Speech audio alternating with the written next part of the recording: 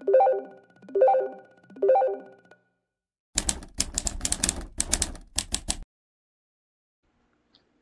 day, everyone. So this is Miss Majoy, and right now we're going to talk about or discuss about research methodology. So this research methodology is very important to your study because ito na yung part na kung ano yung gagamitin yung research design, how you gather the data, and etc.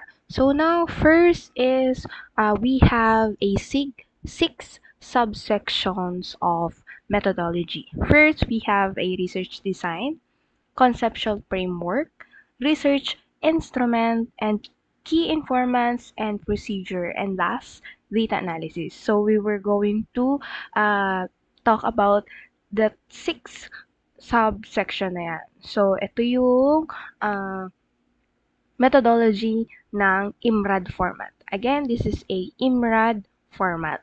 Okay, now first we will discuss the research design. So research design muna tayo. So research design, it is a overall strategy that you will choose to integrate the different components of the study in a coherent and logical way. So again, this is overall strategy. Okay, we will ensure that we'll effectively address the research problem. This is constitution the blueprint for the collections, analysis, and interpretations of the data. So research design, it is a blueprint for your data collections or analysis. So this is the example of the research design of qualitative. Kasi again, we are talking about the IMRAD format and then qualitative research. Okay po. So we will have a 8 example. So first we have a action research. Again, disclaimer, this is a IMRAD and then qualitative research design. So first we have a action research. Action research is to solve an immediate problem or improve practice. Okay po. So while you are searching, you immediate improve the practice of your study. Okay, yung problem na yon, ginagawa mo agad. Action research. Grounded theory. Si grounded theory naman, it is develop a theory based on the data you collected from the participant. So when you collect the data, you make a theory about you collect from the participant. So grounded theory po ang tawag doon. Okay? So ethnography. What do you think is ethnography? Ethnography means it is a study of a culture, group, or community by immersing in it. So, si ethnography kasi, ito po yung you study the culture ng isang grupo. For example, ang research ninyo or yung study ninyo is you observe the culture within this group or within that group. So, may mga research kasi na or may mga study kasi na pumupunta sila sa mga lugar na yon and they will observe and then titingnan nila kung ano yung mga culture nila.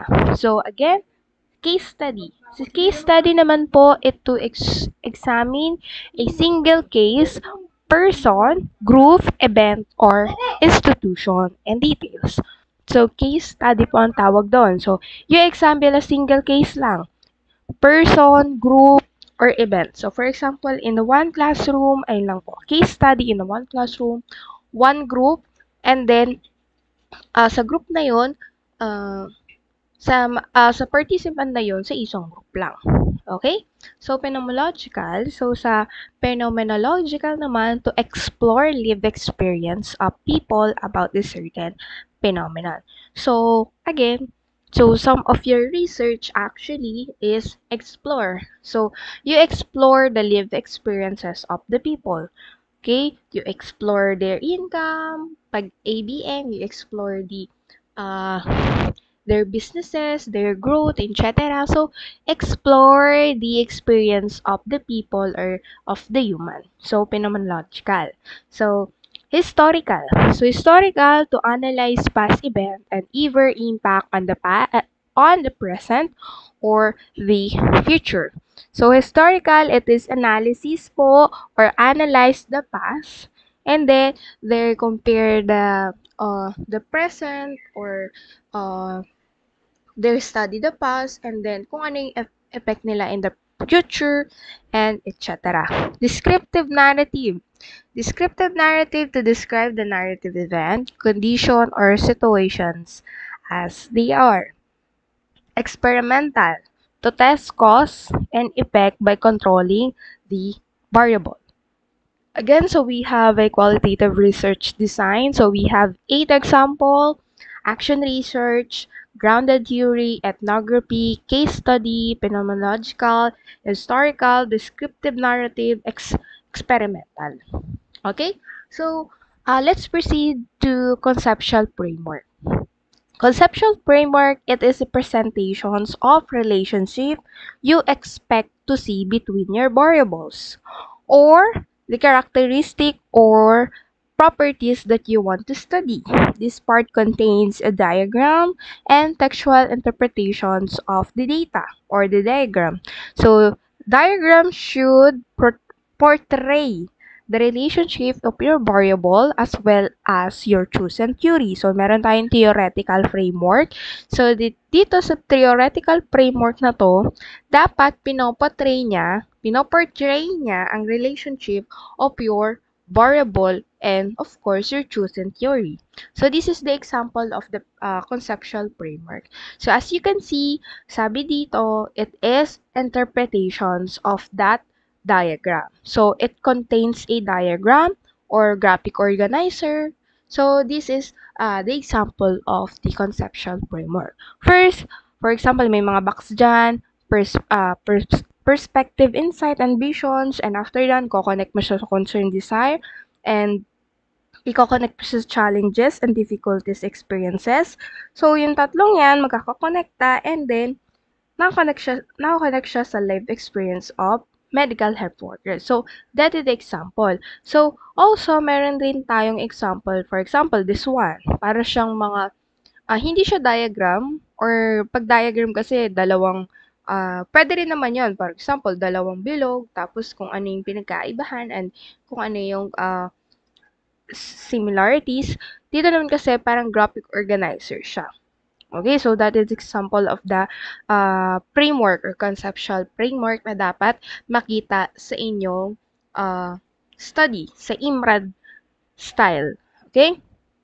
So, next methodology, under of methodology, research instrumentations. So, again, sa research instrumentations, ito ay dinidescribe or ipaplat mo lang kung ano yung instrument na ginamit mo. Again, research instrument or instrumentation, it is used to collect and analyze data that related or relate to your research interest. It is a part where you will discuss. So again, discussion lang to kung ano yung ginamit yung paraan para to collect your data. And it is your instrument, it is and component. So, structure interview ba? Semi-structure interview ba? Or unstructured research interview ba? So, again, later, we will see kung ano yung mga next. Next, key importance. Again, meron na tayong research designs. We discuss conceptual framework, research instrumentation, key formats naman. So, sa key format, it is a part discussed here the individuals who will participate in your study. So again, you will discuss the individuals na nag-participate sa inyong study. Okay? So in choosing key informats, make sure that they are qualified to give the data that you need for your study. Again, sa informats, dapat make sure that they are qualified to give a accurate data in your study. So, syempre, dapat prepare sila sa mga question. Why did you choose this respondent? So, why did you choose this respondent? So, you discuss bakit ito yung pinili nyong respondent. Okay? So, meron tayong mga example ng probability sampling. So, meron tayong tatlo. So, convenience sampling, snowball sampling, purposive sampling.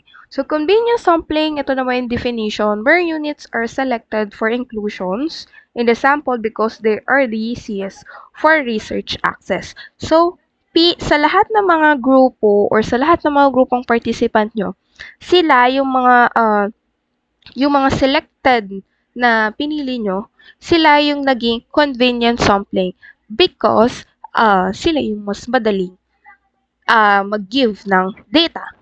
Okay?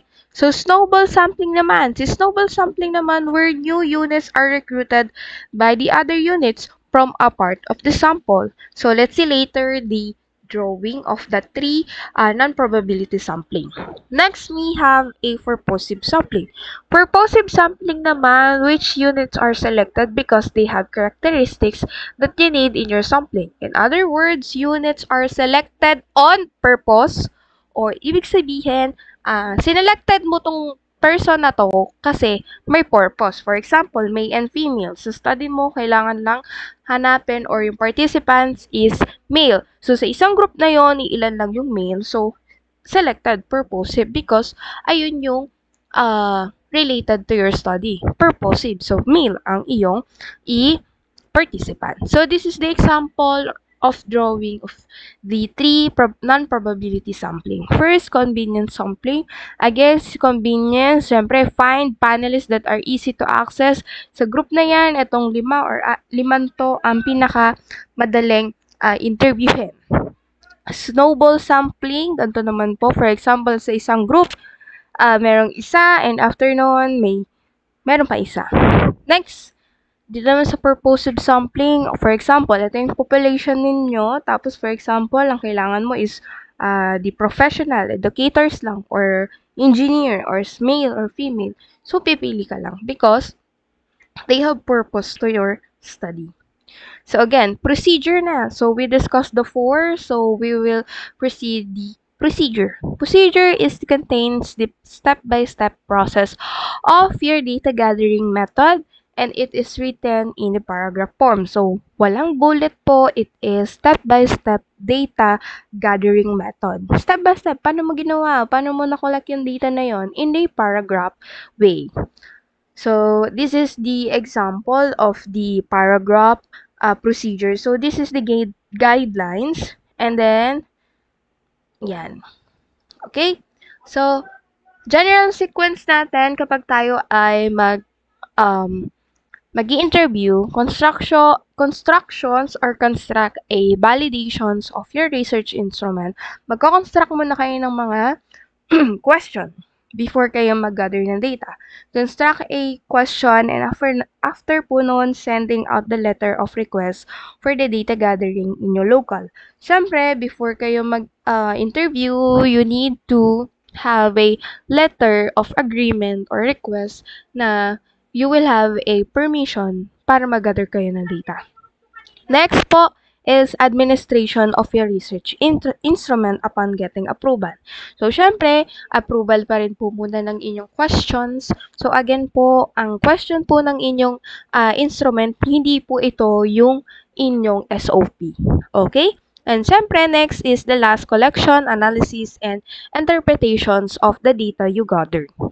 Okay, so lastly is data analysis. So data analysis, it's simply, this section will explain the specific method that will be used for qualitative analysis, thematic analysis, line-by-line coding, or process detecting patterns. Again, so this is the example of data analysis. You can browse or you can read what is this example. Okay, so if you have any questions, so comment or comment below and after po noon, I will reply or message me. So if you don't have any questions, so that is our topic for today, the methodology or research methodology in IMRAD format. So thank you so much.